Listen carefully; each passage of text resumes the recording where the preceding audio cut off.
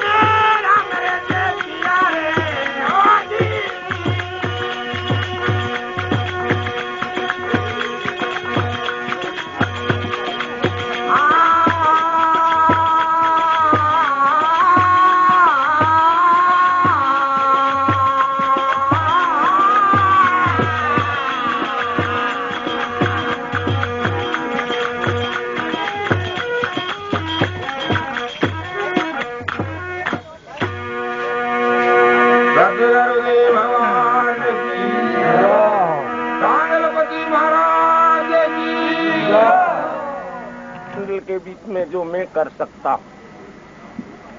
प्रहलाद ने बोला, पिताजी आप ईश्वर के अंश है, आप जीव है और आप ईश्वर के अंश है और घट है। ईश्वर शक्ति ओ घट है, असीमा है। इस वास्ते आप सर्वव्यापक शक्ति नहीं कहला सकते। हाँ, आपकी शक्ति है, इसी तपोबल से, भजन के तप से तुम्हारे बीच में आज ये इतनी शक्ति मिली है। लेकिन आप सर्वे शक्तिमान नहीं कहला सकते। इसी बात को लेकर के और प्रहलाद के पिताजी ने मतलब है बहु प्रकार के उनके कष्ट दिए, लेकिन उन कष्टों को वो कष्ट नहीं माना, क्यों कि उसने ये आत्मा में विश्वास करा जो पिता की आज्ञा है वो हमें मर सकती नहीं। ये कहने मात्र में कह देते हैं माता पिता की सेवा, माता पिता की सेवा करिए, उनका दुनिया में नाम है। अरे जिन्होंने नाम के जप किए वो भी आज दुनिया में आप लोगों के बीच में प्रकट है। जिन्होंने भक्ति करिए और सेवा करिए वह भी आज आप लोगों के बीच में प्रकट है। तो भगत एक ऐसी शक्ति है कि भगवान ने इस संसार में और कोई दूसरी चीज को बड़ी शक्ति नहीं मानी और प्रिय भगत और आपका प्यारा दूसरी कोई चीज को नहीं मानी है। भगवान ने यही किया है कि हे नारद, संसार में सबसे बढ़कर के मेरे कोई प्रिय और नहीं है, मेरे भक्त सिवाय। एक समय की बात,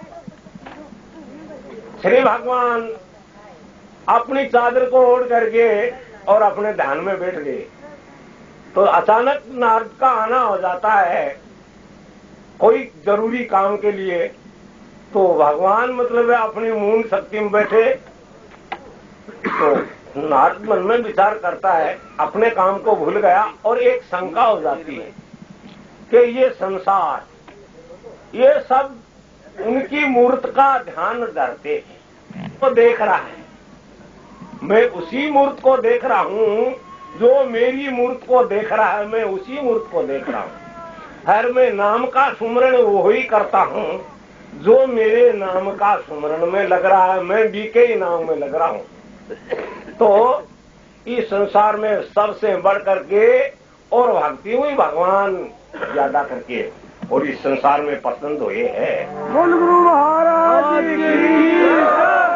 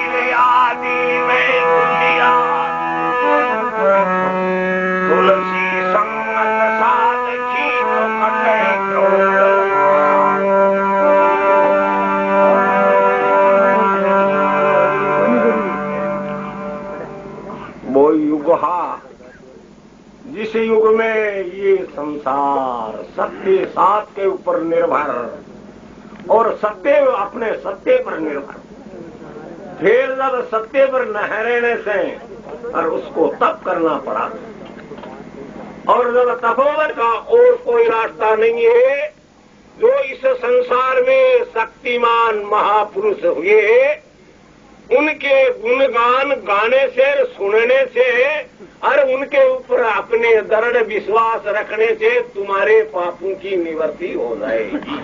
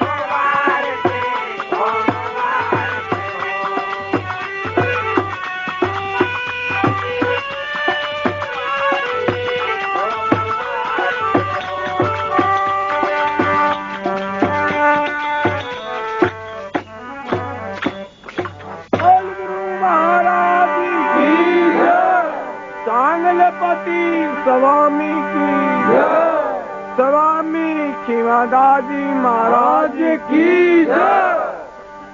मुबारक हो, मुबारक हो। सदा ये सत्य संग, ये सत्य अब भी है, पहले भी हा और आगे भी रहेगा। कभी भूत भविष्य वर्तमान उसका कभी नाश नहीं होता। महाप्रलय में भी उसका नाश नहीं होता, वो सदा अखंड है। इस वास्ते क्या है, सदा सत्संग की महिमा मुबारक हो, मुबारक हो। इस जगत को जड़ता देख करके साहिब ने ज्ञान की घटा देगी। इस संसार को यानी मतलब काम क्रोध मद लोभ मोह अहंकार के बीच में वो जीव रात और दिन जला जा रहा है। ये जलन कैसे मिटे? कोई ऐसी औखत नहीं वो पुड़िया डॉक्टरों से वेदों से ले ले, नहीं। संतों ने ये सिद्ध किया है, बिना गर्जना संतों की सुन के शोक संशय सब भागे। यानी इसे ये जीव कई प्रकार की संशय में और कई प्रकार के शोकों में डूबा हुआ है। रात और दिन उसी संशय में और शोक में डूबा हुआ है। वो संशय शोक की निवृत्ति कहाँ होती है? जहाँ महापुरुषों की सत्संग होती है, वहाँ वो शोक संशय की निवृत्ति हो जाती है, वो जीव सुखी हो जाता है। बिना जप योग यज्ञ तप के सत्संग है त्यारिणी गंगा। यानी जीव के उद्धार के वास्ते बड़े बड़े महर्षियों ने लाखों लाखों वर्ष की तपस्या की। मोक्ष के वास्ते अपने मतलब के राजपाट को दान कर दियो। मोक्ष के वास्ते अपने मतलब के तन की बलि चढ़ा दी, पुत्रों को दान कर दियो। तो इस कलु काल के अंदर ये कया संतों ने, बिना जप योग यज्ञ तप के सत्संग है त्यारिणी गंगा। इस कलु काल में सत्संग के सिवाय और कोई मन की मलिनता दुख वाली जगह नहीं है। इस जीव को उद्धार करने वाली जगह और नहीं है, और इन जीव को दुख से छुटकारा दिलाने वाली और कोई शक्ति संसार में नहीं है। ये संतों ने सिद्ध किया है। बिना जप योग यज्ञ तप की सत्संग है त्यारिणी गंगा। ये समागम संतों का ऐसा मुबारक हो, मुबारक हो। इतना समय देखे देखो, आपा कोई गलती होने के बाद में कहते माफ करो। अरे लाखों लाखों वर्ष तक तपस्या करया करता, कई यज्ञ करते, जब जाकर के भगवान प्रसन्न होया करते। तुम्हारे लिए क्यों घड़ी में आधी घड़ी देखो माफ करे भगवान, आपने वास्ते माफ करे गया सारी सा माफ करूंगा, सारो दिन की माफ करे। देखो तो श्री कर सके कोई दिन में काई ना काई काई करे आदमी है, जखन कैसे न माफ करूं कते में क्यों घड़ी तो बात मान मारी। एक घड़ी बात मान, घड़ी में बोले कोनी पार पड़े, घड़ी बड्डी है, थोड़ी माफी और करो। क्या आधी घड़ी तो फिर भी ज्यादा ही लागे मन तो की। अरे बोले जा पूर्ण पाए तो रात, बोले हाँ तो दिखाऊं ला दे। तो घड़ी में आधी घड़ी, आधी में पुनियाद, तुलसी संगत साथ की कट जाए किलोड़ उपराध, कंग लागे एक दो पाप कट बड़ी हट है। एक जने के घर में बीते कहना चाहता हूँ, ये भजन मेरा याद रखने की जरूरत है। समय पर यानी वो जो बात आ जाती है वो कहनी पड़िए। तो कोई यानी नेमी धर्मी आदमी हो भी के घर कोई चिड़िया व्याड़ी बात के मायने सपरा में, तो वो बच्चों छोटो चिड़कली हो जो हेठो पड़ गयो, हेठो पड़े आंगने में पड़ियो तो मर गयो। वो नेमी धर्मी यार देखियो आपने करा तो बड़ी भारी इच्छा होगी, वो जानवर मर गयो, अब क्या करा और पाप क्या उतरे। गाँव में बोले वही मारे करा एक चिड़कली मर गयो और मारा पाप लाए गयो, इनको पाप क्या उतरे हो? बोले भाड़ा मान तो कौन ठा गयो, चिड़कलिया को वाचा को क्या पाप उतरे है?